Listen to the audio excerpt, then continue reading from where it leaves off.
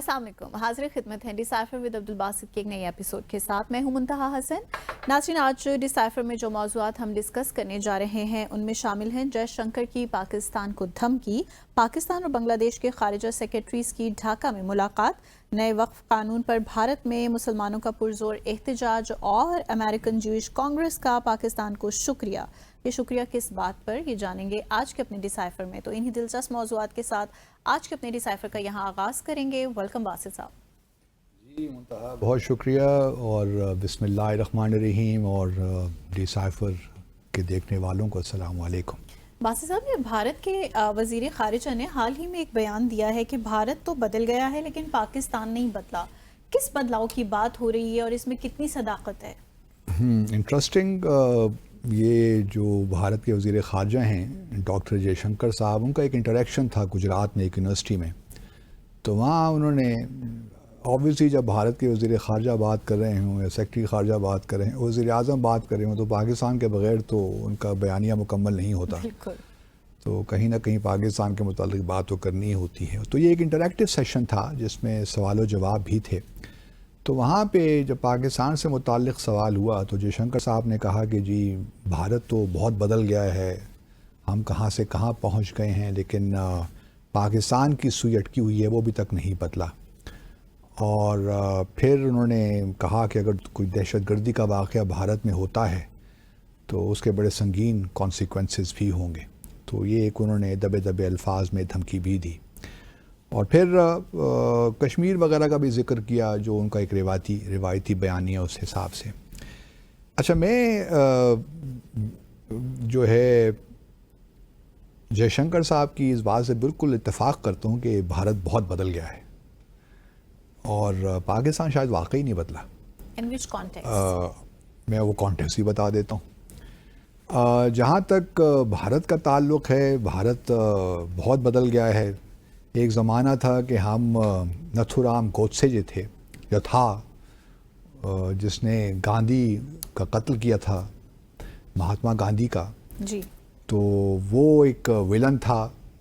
उसको आज जो है बीजेपी की सरकार जो है, भारतीय सरकार जो है, उसको अपना हीरो मानती है।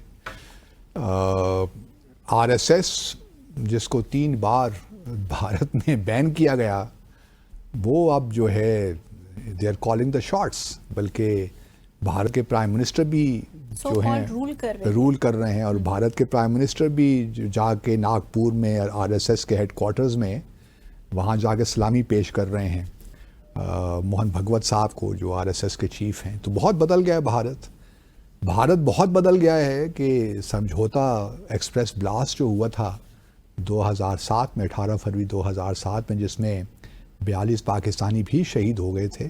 2019 में जब आए मोदी साहब तो वो समझौता जो ब्लास्ट एक्सप्रेस ट्रायल था वो सारा ख़त्म हो गया। जो एक्यूज थे सबको बरी कर दिया गया और अभी तक न जाने जिन्होंने दहशतगर्दी का वाक़या किया था वो सारे कहाँ पे हैं जी।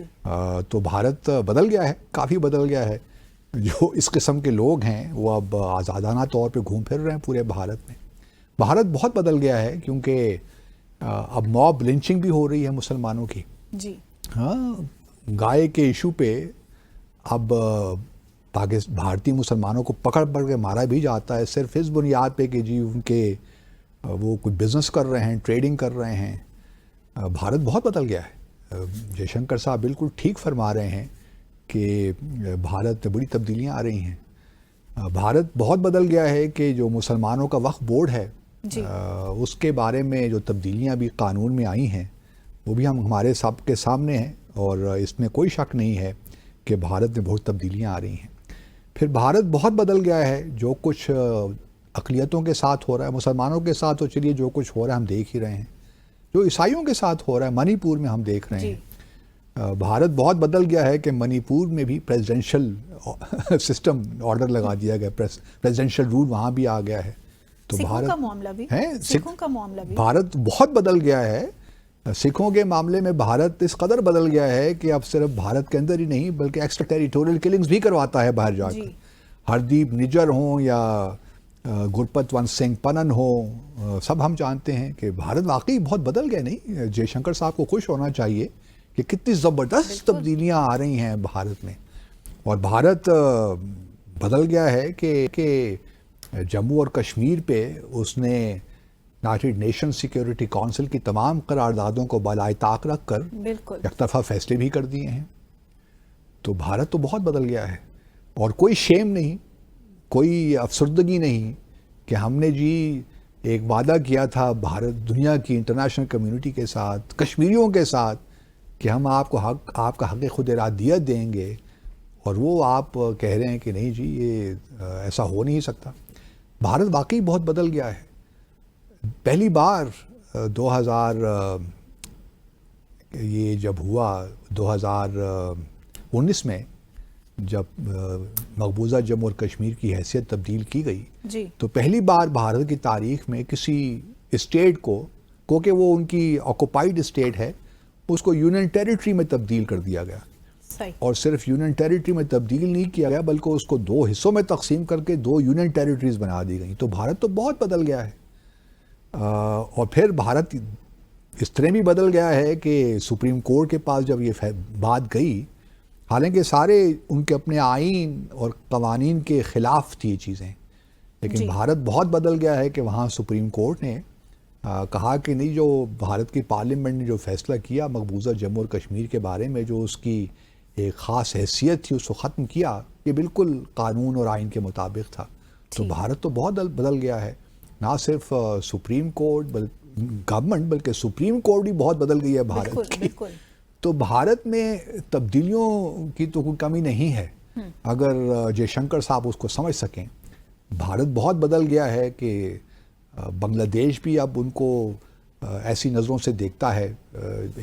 ایک ہوتا ہے نا کہ بلی ہو گیا ہے بھارت, جی. اس کا خیال ہے کہ وہ نیبرہڈ فرسٹ پالیسی کے تحت سب کچھ کر سکتا ہے. بھارت بنگلہ دیش بھی پریشان ہے, پاکستان بھی بھارت کے ہاتھوں پریشان تو نہیں میں کہوں گا, لیکن ایک الجھن تو میں رہتی ہے نا. جی.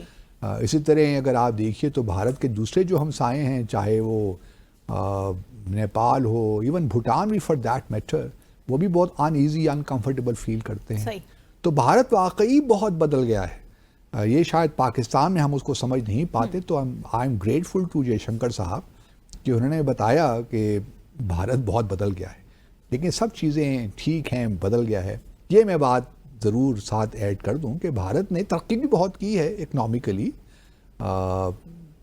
کہتے ہیں کہ دنیا کی 5ویں بڑی طاقت بن گیا ہے اقتصادی طور پہ, جی.